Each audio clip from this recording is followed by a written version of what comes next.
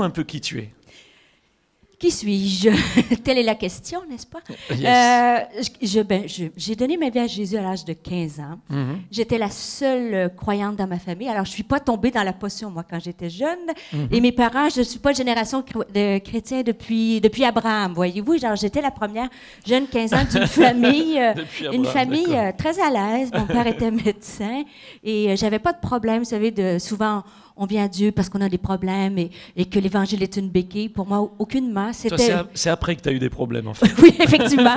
Tout allait bien jusqu'à là que je me convertisse. Okay. Non, ça, c'est une blague. OK. On est en live, hein? Oui, carrément. T'en fais pas. OK. Parle librement, on est juste entre nous. Oui, je sais. Et finalement, j'avais une quête de Dieu, de le servir, et je l'ai servi de tout mon cœur pendant ces années-là. J'ai tout fait dans l'Église, du café jusqu'à tout ce que vous pouvez imaginer. Et après ça, bien, j'ai commencé à chercher plus loin. J'ai fait des études pendant très longtemps. J'ai fait 12 ans d'université. J'étais allée chercher un doctorat en biochimie, un postdoctorat en biologie moléculaire.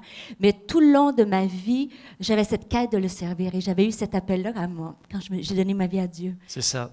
Mais pendant des années, c'était vraiment les études et le doctorat. C'était les études et je me suis mariée. Et vous savez, s'il y a très peu de modèles féminins reculés, il y a 35 ans de cela. Donc, j'avais à cœur de servir Dieu. Tu veux dire au siècle dernier, là?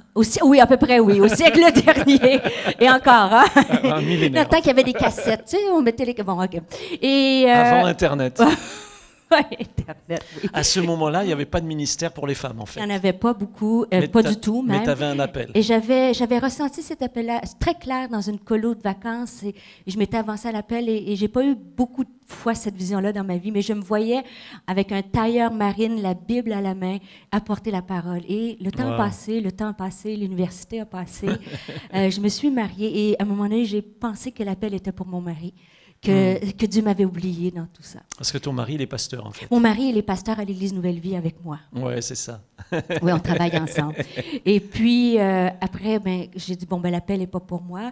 Et j'ai travaillé pour une pharmaceutique. Je gagnais très, très, très bien ma vie. Je voyageais. J'étais directrice d'un programme de recherche en oncologie pour découvrir une molécule pour lutter contre le cancer de prostate et vessie. Wow. Donc, un jour, le Seigneur, dans le trafic, j'étais à Montréal dans un bouchon, et le Seigneur m'a dit, c'est maintenant ton temps. Et mon temps, j'avais plus de 35, 40 ans, voyez-vous. C'est facile tout laisser à 15 ans quand on n'a rien, mais laisser les choses à 40 ans, 45 ans, c'était plus difficile. Et j'aurais voulu vous dire, dans ma voiture, j'ai dit, oui, Seigneur, me voici. Et j'ai lutté 2 ans avec l'appel de Dieu. Wow. Et finalement, j'ai tout abandonné, cette carrière-là, et j'ai décidé de le suivre à temps plein. Ouais, gloire à Dieu. Ouais. Félicitations d'avoir répondu à l'appel. Merci, Seigneur. C'est une des plus belles décisions de ma vie. C'est ça, c'est la plus belle décision, et c'est là que les problèmes commencent. Effectivement, parce que même pour les non-croyants ne comprenaient pas ma décision, pouvez vous imaginer. Oui. Alors, qu'est-ce que tu fais? Tu laisses ton doctorat, tu laisses la recherche pour... aller faire des études de pasteur. Déjà, c'était pas facile. Et les croyants ne comprenaient pas non plus ma décision, puisqu'ils disaient, mais qu'est-ce qu'elle fait? Elle gagne bien sa vie. Pourquoi qu'elle arrêterait de travailler? Donc, j'ai dit à mon pasteur, à l'époque, pasteur Claude, qui est encore mon pasteur aujourd'hui, mais je lui avais dit, je ne sais pas pourquoi je fais ça, mais je sais que si je ne le fais pas, je vais être en dehors du plan de Dieu pour ma vie. Ouais, puis je vais le regretter, quoi. Et Dieu je vous dis que Dieu a été fidèle en toutes choses. Amen. Dieu est fidèle en toutes choses. Au-delà de ce que je pouvais même penser, imaginer. Amen, amen. Ouh, amen. Amen. Amen. Et là, donc tu rentres dans ton appel et tu commences à prêcher partout et les gens sont contents. Non, c'est pas tout à fait comme ça que ça s'est passé. Je rentre dans mon appel,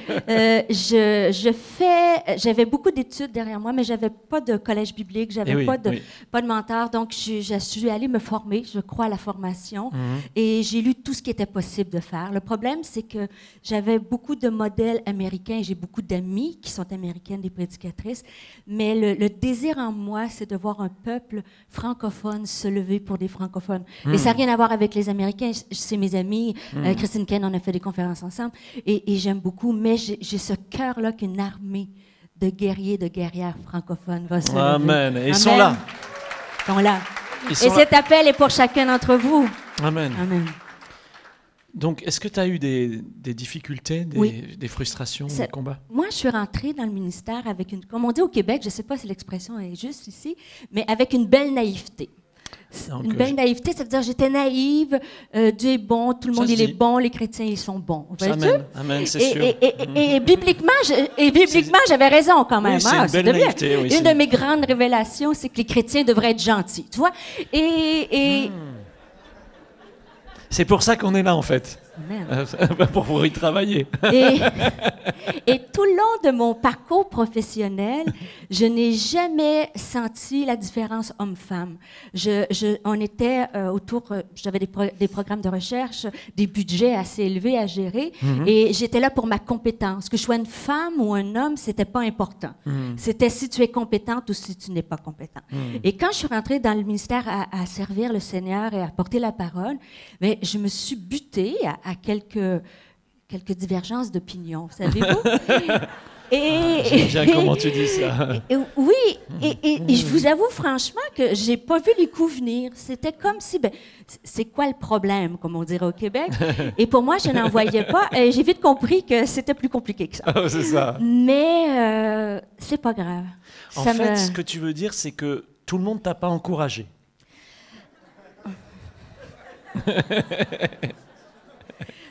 Ouais, je vous dirais que Nouvelle Vie, c'est une grande église quand même, au Québec. Et puis, une des premières fois que j'ai apporté la parole à Nouvelle Vie, il y avait des centaines de personnes. Et il y a un homme qui s'est levé dans la salle. Ah, carrément? Ah oui. Et il a dit, esprit de Jézabel, Ah ouais? Dieu est mon témoin, mes amis. Ouais. C'est pas fini, c'est rien, ça, c'est léger. Mais c'est super, c'est bon signe. Non, c'est pas fini. Esprit de Jézabel, quand tu vas sortir de ce lieu, j'ai un couteau et je vais t'ouvrir les entrailles. Ah oui, ça c'est vraiment de l'amour, ça c'est l'amour fraternel, ça. Oui, d'accord. Je sais pas si vous imaginez, ça met un peu un froid dans la salle, n'est-ce pas? Tu m'étonnes.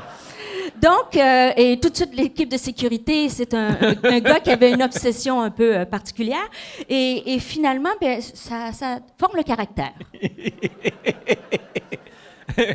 Mais en fait, ça confirme ma théorie de ce matin que souvent, quand Dieu appelle quelqu'un à quelque chose, il y a un peu d'opposition au départ. Quoi. Un petit peu, oui. Un petit peu. Et donc ça, c'était le boucher quoi, avec son couteau. Mais disons, lui, il n'était pas chrétien sûrement. Hein je sais pas, d'accord.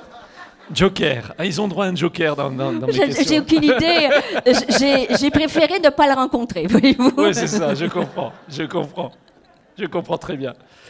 Et le fait qu'une femme se mette à prêcher, faire des conférences, tout ça, donc ça, c'était, tu dis, il y a une trentaine d'années en arrière? C'est vraiment à 15 ans où j'ai vu cette vision-là dans mon cœur. Et c'était très... Ouais, c'est à 15 ans, j'ai 51 ans, faites le calcul, alors... Oui, il y a une... J'aurais dû dire, c'est à 15 ans, maintenant, ça fait juste 10 ans de ça. Il y a une dizaine d'années, c'est ça. Un jour est comme 1000 ans. N'exagérons rien, quand même. Non, c'était... Il sait que j'ai le sens de l'humour. Une de mes valeurs, c'est la joie, alors. C'est ça. Bon. En fait, Dieu se sert de toi pour encourager les gens. Oui. Et l'encouragement, même si au départ, c'est difficile parce que tu n'en as pas beaucoup reçu, c'est extrêmement important pour toi d'encourager. C'est extrêmement important parce que quand tu en as manqué, c'est là que tu dis, si je peux le faire pour quelqu'un d'autre. Et c'est une de mes valeurs principales. J'ai des groupes de mentorat sur Montréal de jeunes femmes. Et partout où je voyage, c'est la plus belle chose quand les gens me disent « Vous ne savez pas le bien que vous m'avez fait. Wow. » Il y a une dame, justement, en écoutant un message sur Top Chrétien, je l'ai rencontrée dans une conférence, elle m'a dit « J'avais des pensées suicidaires et j'écoutais en boucle et en boucle et en boucle les paroles que Dieu, que tu apportais à travers les livres aussi que j'ai écrits. » Donc, pour moi, c'est l'encouragement, c'est la chose la plus importante. Et je veux souligner, il y a des gens ici, quand on parle de connexion divine, c'est fou que ce soit du Canada, de l'île de la Réunion, de la France, de partout. Bruno ici, je suis allée apporter la parole à Extravagance. Et moi, j'allais pour donner. On a eu du bon temps. Et Bruno a eu une parole, je ne savais pas ma vie. Il m'a dit, cette saison tire à sa fin. Et dans les dernières années, j'ai traversé les saisons les plus difficiles de ma vie, au point de vue dans ma famille. Et personne ne le savait. Et j'ai donné de mon mieux. Et juste cette parole-là, Bruno, cette saison tire à sa fin. Wow. Je veux juste te dire que la semaine dernière, je l'avais mis dans mon bureau depuis l'an passé. La semaine dernière, j'ai déchiré la feuille Et j'ai écrit une nouvelle parole, c'est « Aujourd'hui est une nouvelle saison ». Amen. On a passé de l'automne à l'été. Alléluia. Et je veux vous encourager. Si vous êtes dans une saison, chaque saison, même si ça semble long, chaque saison finit par passer. Nous, on sait c'est quoi, hein? Au Québec, on a 2 jours d'été. Alors l'hiver, ça nous paraît très long. Mais vous savez, en hiver, on a l'impression que jamais les fleurs vont revenir et que jamais la nature va reprendre. Et c'est pareil dans nos vies. Des fois, on vit des choses. On a l'impression, même si on connaît Dieu, qu'on prie Dieu, on a l'impression que ça ne reviendra pas. Mais avec Dieu, tout est possible. Et il ressuscite ce qui est le plus mort et rend les choses impossibles possibles. Amen. Amen. Amen. Dieu a fait de toi une source d'encouragement dans les nations. Tu vas partout, tu parlais de l'île de la Réunion, mais tu vas dans plein de pays et tu apportes la parole de Dieu, tu encourages les gens.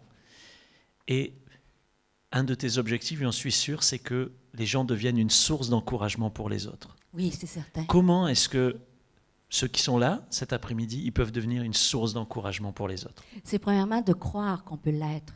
Souvent, on pense que c'est les autres qui sont des sources d'encouragement. Ouais. C'est bien souvent, on parle le pire ennemi, on dit « Ah, l'ennemi est... » Mais souvent, le pire ennemi est nous-mêmes.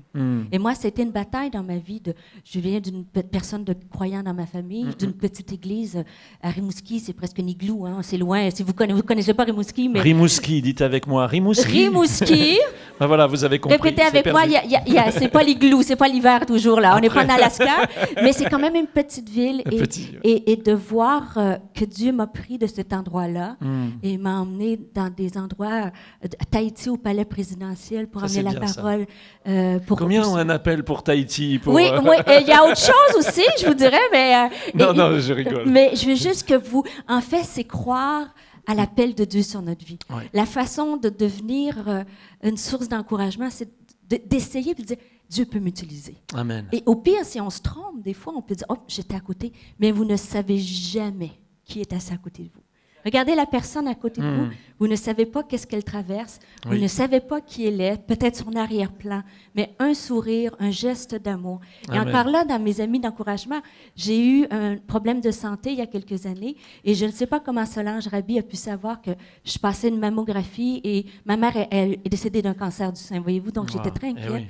Et je suis dans la clinique de radiologie. J'attends mon échographie, le résultat de mon échographie. Et Solange me texte pour me dire, je prie pour toi, je veux être avec toi, et ainsi de suite. Wow. Et d'un continent à l'autre. Ça, c'est une parole. Hein, une parole. Elle a traversé cela. Ouais, et je ne sais pas comment elle a su, parce que c'était quand même assez secret. Elle ne savait pas du tout. Et pourtant, j'attendais un diagnostic pour un cancer du sein. Et merci, Seigneur. Tout était beau. Alors, merci pour tes prières, Solange. Wow, et ça, c'est comme ça. Essayez un texto, un email, une parole. Osez, osez. Oser encourager, oser encourager.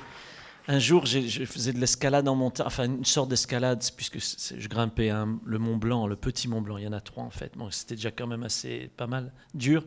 Puis j'avais épuisé toutes mes forces dans la montée, et puis il fallait revenir, et revenir, c'est redescendre, et puis ensuite remonter à l'Aiguille du Midi. Et j'arrive au pied de cette montée, et il y a quelqu'un qui me croise, il me regarde, et il me dit « courage ». C'est le seul mot qu'il m'a dit. J'étais épuisé, humainement, j'allais pas y arriver. Et toute la montée, je repensais, c'est comme si Jésus m'avait dit courage. Je sais pas comment le gars, il avait vu que j'étais découragé. En fait, je pense qu'il savait ce que j'allais devoir souffrir dans cette montée-là, parce que c'est vraiment difficile. Puis si tu tombes d'un côté, tu as 800 mètres de vide, et de l'autre, tu as 1200 mètres de vide. Donc tu dois choisir de quel côté tu tombes. Dans les 2 cas, c'est pas bon. Et toute la montée, c'est courage, courage. Et merci Solange d'avoir été sensible au Saint-Esprit et d'avoir envoyé un petit mot, un petit SMS. Et pensez à quelqu'un, peut-être, moi j'ai un ami qui s'appelle Kay Iraminé, c'est un des amis que je me suis fait dans le Colorado. Et quand il commence sa journée, il dit toujours « Seigneur, sers-toi de ma vie dans la vie de quelqu'un aujourd'hui ». C'est sa prière de tous les matins. « Sers-toi de ma vie dans la vie de quelqu'un ». Qui est-ce que je peux encourager aujourd'hui ? À qui je peux dire courage? À qui je peux dire tu vas y arriver? À qui je peux dire tu as mis quelque chose dans ta vie et c'est pas terminé?